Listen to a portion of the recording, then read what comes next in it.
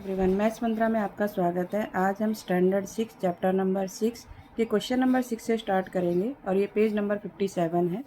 Study the assertion A और reason are statement given below and choose the correct alternative.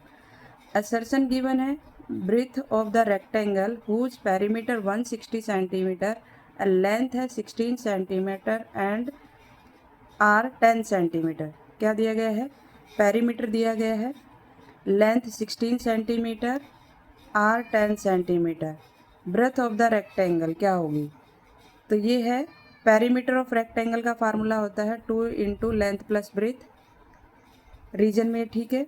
अब क्या करना है, इसमें आपको 4 ऑप्शन दिए गए, इसमें से आपको फाइंड आउट करना है कि which answer is correct. Both A R true, A और आर ट्रू है, आर इज करेक्ट एक्सप्लेनेशन। यहाँ पर पेरीमीटर गिवन है, लेंथ होनी चाहिए थी, यहाँ पर एक नंबर और दिया गया है। फिर ब्रेथ कैसे निकालें? हमें तीनों नंबर तो मिल गए। अगर इसको हम लेंथ मान लेते हैं, इसको ब्रेथ मान लेते हैं और इसको पेरीमीटर मान लेते हैं, तो हमें आंसर तो मिल ही जाएगा इन तीनों से। तो इसका मतलब एक स्टेटमेंट यहाँ पर ये वाली रॉन्ग है और ये फार्मूला इज राइट है। तो इसमें क्या आएगा? बोथ ए आर ट्रू, ये भी रॉन्ग हो गया, दोनों ट्रू नहीं है। ए ट्रू है, ए तो बिल्कुल रॉन्ग है, R false. A is false, A कैसा है? फॉल्स है। आर इज ट्रू, तो ऑप्शन नंबर डी। नेक्स्ट है question number second. Assertion perimeter of a regular hexagon with all each sides length है 7 सेंटीमीटर।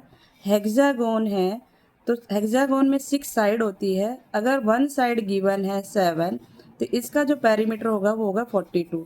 तो यहाँ पर भी 42 गिवन है, इसका मतलब ये तो स्टेटमेंट राइट है। रीजन में देख लेते हैं। Perimeter of n side regular polygon, n side है और रेगुलर पॉलीगन है, फार्मूला क्या होता है? N into length of one side. तो एन क्या है? एन साइड है और हमारे पास रेगुलर पॉलीगन है। इसमें क्या कहा गया है कि स्टेटमेंट ए और आर तो ट्रू है, पर आर जो है ना, ये करेक्ट एक्सप्लेनेशन नहीं है। एन साइड गिवन है, रेगुलर पॉलीगन कितने साइड्स का वो नहीं दिया हुआ, तो हम इसको कैसे फाइंड आउट करेंगे? तो इसमें क्या है? Both A R true, R is the correct explanation of A. तो इसमें क्या हो गया आंसर कि एन साइड है, सही है, रेगुलर पॉलीगन है, ये भी सही है। तो इसका फार्मूला हमारा क्या बनेगा? N into length of one side. जैसे हमने इसमें क्या किया कि एन क्या था इसमें? 6, हेक्सागोन मीन्स 6 साइड था और साइड गिवन थी 7। सेम इसमें भी वही फार्मूला बन रहा है, मीन्स दोनों क्या है? करेक्ट है। तो option number A. Clear? Next है थर्ड, देखेंगे। ए स्क्वायर, ए रेक्टेंगल और a triangle are all made from a string of length 30 centimetre. एक स्ट्रिंग है, एक धागा लिया गया है, 30 सेंटीमीटर का है, उसी से ही स्क्वायर बनाया गया है, उसी से रेक्टेंगल बनाया गया है, उसी से ही ट्राइंगल बनाया गया है। तो मीन्स जो स्ट्रिंग है, मान लो ये स्ट्रिंग है आपके पास, इसी से स्क्वायर बना दिया, तो ये क्या मिल गया? ये बाउंड्री मिल गई। बाउंड्री मीन्स पेरीमीटर मिल गया। इसी से ही रेक्टेंगल बना दिया गया, तो ये भी क्या मिल गया? धागे से ही बनाया गया, स्ट्रिंग से ही। ये भी क्या मिल गया? बाउंड्री मिल गई, मीन्स पेरीमीटर मिल गया। इसी से ट्राइंगल बना दिया गया जो स्ट्रिंग गिवन है, तो ये क्या मिल गई? बाउंड्री मिल गई, मीन्स पेरीमीटर मिल गया। इसका भी 30, इसका भी 30, इसका भी 30, तो there perimeter will be same. सही है स्टेटमेंट। रीजन में क्या है? Side of square, rectangle and triangle are of same length. क्या होगी इसमें? सेम लेंथ में बोल रहा है। ये सेम लेंथ में नहीं होगी, देखो ये इसकी तो इक्वल होगी, पर इसकी क्या सेम होगी? इसकी तो अपोजिट साइड सारी इक्वल होती है। तो ये एक ने अगर रॉन्ग कर दिया तो पूरा स्टेटमेंट ही रॉन्ग हो गया। तो इसमें आपके पास क्या आएगा? A is true but R is false. Option number C, जो सेकेंड स्टेटमेंट है वो फॉल्स है। नेक्स्ट क्वेश्चन देखेंगे। नेक्स्ट है assertion a piece of string 30 centimeter long if string is used to form an equilateral triangle. equilateral means जिसकी तीनों side equal हो, then the length of each side will be 10। सही है, क्योंकि हमारा जो फार्मूला होता है 3 इंटू साइड, इक्विलेटरल ट्राइंगल का पेरीमीटर निकालना है, तो 3 into side equal to perimeter दिया 30।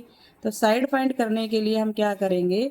30 को 3 से डिवाइड कर देंगे तो 3 के टेबल में 30 10 नंबर पर 10 सेंटीमीटर आ गया, यूनिट सेम है। अब रीजन में देखेंगे perimeter of equilateral triangle 3 into side formula होता है, ये भी सही है। दोनों स्टेटमेंट कैसी है, ट्रू है, तो इसका आंसर क्या हो जाएगा, both A R true, R is the correct explanation of A, option number A. Clear.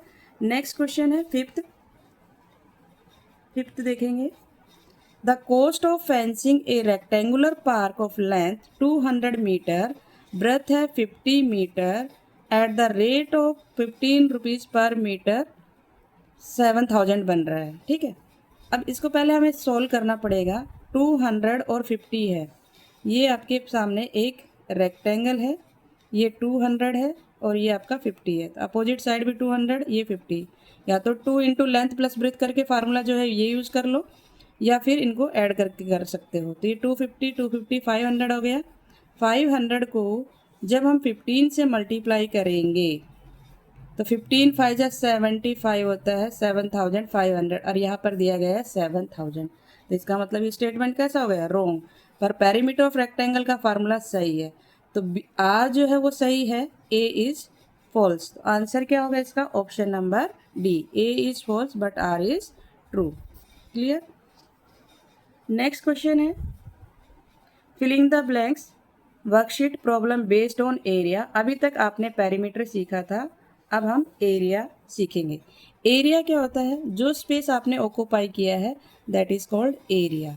जैसे फॉर एग्जांपल ये स्क्वायर है, स्क्वायर के अंदर का इनर पोर्शन जो कहलाएगा वो एरिया कहलाएगा, ये एरिया कहलाता है। ठीक है, रेक्टेंगल हो गया, ट्राइंगल हो गया, जो भी जैसे बुक ने जितना स्पेस लिया गया है दैट इज कॉल्ड एरिया।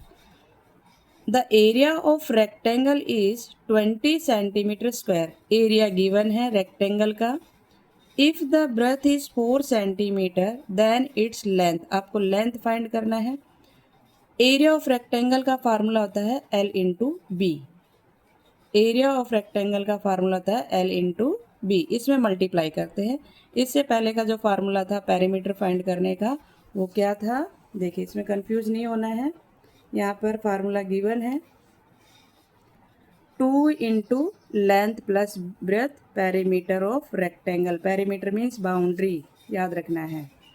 और यहाँ पर हमें एरिया फाइंड करना है, तो एरिया फाइंड करना है, एरिया गिवन है 20 और फार्मूला होता है L इंटू बी। 20 L कितना दिया गया है, L फाइंड करना है, ब्रेथ दिया गया है L एज इट इज़ रहेगा, ब्रेथ 4, तो L फाइंड करने के लिए क्या करोगे, 20 को डिवाइड कर दोगे 4 से, तो 4 के टेबल में 20 5 जा, तो आंसर आ जाएगा 5 सेंटीमीटर। क्लियर। नेक्स्ट है if each side of square is half, जो स्क्वायर की जो साइड है वो हाफ है, then its area will be, अगर 1 सेंटीमीटर होता तो आंसर क्या मिलता, अगर स्क्वायर की साइड 1 सेंटीमीटर होती, 1 1 1 1, तो फार्मूला होता है साइड इंटू साइड, 1 को 1 से मल्टीप्लाई करते। अब ये हाफ है मीन्स 0.5 या 1/2 लिख सकते हो, तो अब क्या मिलेगा, 1/2 क्या हो जाएगा, 1/4, मल्टीप्लाई करेंगे 1/2 मल्टीप्लाई 1/2, हाफ किया ना हमने साइड को, इस साइड को हाफ कर दिया, इधर वाली साइड को, और स्क्वायर का एरिया फाइंड करने का फार्मूला है साइड इंटू साइड। 1/2 मिलकर क्या बनेगा, 1/4, 1 को 1 से मल्टीप्लाई किया, 2 को 2 से किया तो 4, 1/4, आंसर क्या मिलेगा, 1/4। ठीक है। नेक्स्ट है square which the area of 144 centimetre square has each side length equal to, अब 144 एरिया गिवन है, इसको कैसे फाइंड आउट करोगे, ये देखिए 144 एरिया दिया गया है, एरिया ऑफ स्क्वायर 144, फार्मूला क्या होता है साइड इंटू साइड, 144। अब साइड इंटू साइड ये हो गया साइड का स्क्वायर, 2 टाइम्स आया है, और ये किसका स्क्वायर होता है, ये 12 का स्क्वायर होता है। कैसे फाइंड आउट किया वो देखिए, 144 के हम फैक्टर बना लेते हैं। 72, 2 से किया 36, 2 से किया 18, 2 से किया 9 और 3 से किया 3, 3 से किया 1। अब पेयर बनाएंगे इसमें, इस 2 का पेयर बनाया, ये 2 का पेयर बनाया, ये 2 का पेयर बनाया।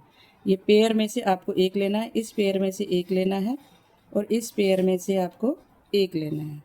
तो 2 2 जा 4, 4 3 जा 12, तो ये 12 का स्क्वायर होगा। अब ये स्क्वायर से स्क्वायर कैंसिल हो जाएगा, साइड इक्वल टू आ जाएगा 12। साइड कितना आ गया 12, तो इसका आंसर आ जाएगा 12 centimetre.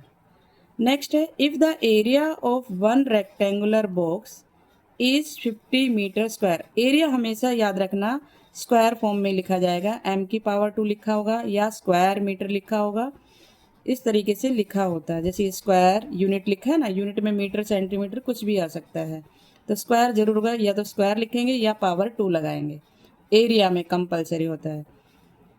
If the area of one rectangular box is 50 metre square, the area of 10 boxes will be. एक जो रेक्टेंगुलर बॉक्स है उसका एरिया 50 दिया गया है, तो 10 बॉक्सेस का एरिया कितना हो जाएगा, 10 से मल्टीप्लाई कर देंगे इसको, 500 मीटर स्क्वायर। ठीक है, ये रहा। नेक्स्ट है, A table top measure 3 metre by 50 centimetre. अब देखिए यूनिट का खास ध्यान रखना है, ये मीटर में है, ये सेंटीमीटर में है। द एरिया विल बी, आपको एरिया किस में निकालना है, मीटर स्क्वायर में। अब इस क्वेश्चन को इस नोटबुक पे देखेंगे। टेबल टॉप है, साइड डिफरेंट है, इसका मतलब शेप कौन सी होगी, रेक्टेंगल। रेक्टेंगल का एरिया आपको फाइंड आउट करना है। तो ये हमारे पास 3 मीटर दिया गया है और ये 50 सेंटीमीटर। देखिए इस क्वेश्चन को कैसे करेंगे। 3 मीटर है और 50 सेंटीमीटर। हमें फर्स्ट ऑफ ऑल यूनिट को मीटर में बनाना पड़ेगा। 1 मीटर में कितने सेंटीमीटर होते हैं, 100। 100 सेंटीमीटर इक्वल टू 1 मीटर। तो 1 सेंटीमीटर इक्वल टू 1 अपॉन में ये 100 हो जाएगा, अगर 1 निकालना है। तो 50 सेंटीमीटर इक्वल टू 50 अपॉन में 100 मीटर। अब 0 से 0 कैंसिल कर दो और ये आंसर हो जाएगा डेसिमल फॉर्म में 0.5, क्योंकि 10 में 1 0 है, 1 डिजिट छोड़कर आगे डेसिमल पुट कर देना है। 5/10 है ना, तो कैसे डेसिमल लगाते हैं, देखो 0 एक ही है, एक डिजिट छोड़कर उसके आगे लगाना है। तो ये जो 0 शो के लिए होती है 0.5। अगर मान लो 5/100 हो आपके पास, इसमें डेसिमल कैसे पुट करोगे, 5 100 में कितनी 0 है, 2 0 है, तो 2 डिजिट बनाएंगे फिर आगे डेसिमल लगाएंगे। अगर 5/1000 लिखना है तो डेसिमल कैसे पुट करोगे, कितनी 0 है, 3, तो 3 डिजिट बनाना पड़ेगा, 5 0 0, 3 डिजिट बन गया, पॉइंट, अब ये 0 लगा देंगे। ठीक है, डेसिमल इस तरीके से पुट करते हैं। तो ये आ जाएगा हमारा कितना, 0.5 मीटर। अब हमें मिल गया लेंथ, मिल गई लेंथ, ये है ब्रेथ, ये मिल गई। फार्मूला होता है L into B, L into 3 metre और मल्टीप्लाई में 0.5 मीटर। अब 0.5 को मीन्स 5 से मल्टीप्लाई कर लो, 3 5 जा 15 मीटर स्क्वायर। अब डेसिमल पुट करना 1 डिजिट छोड़कर, क्योंकि 1 डिजिट छोड़कर यहाँ पर 1 डिजिट छोड़ देंगे तो ये 1.5 मीटर स्क्वायर आ जाएगा। 1.5 metre square, 1.5 metre square. Direct आप 150 मत लिख देना, क्योंकि यूनिट का खास ध्यान रखना है, नहीं तो क्वेश्चन पूरा रॉन्ग हो जाएगा। तो आज के लिए इतना ही। नेक्स्ट क्वेश्चन नेक्स्ट वीडियो में देखेंगे। अगर आपको वीडियो अच्छी लगी हो तो लाइक शेयर एंड सब्सक्राइब करना ना भूलें। Thank you.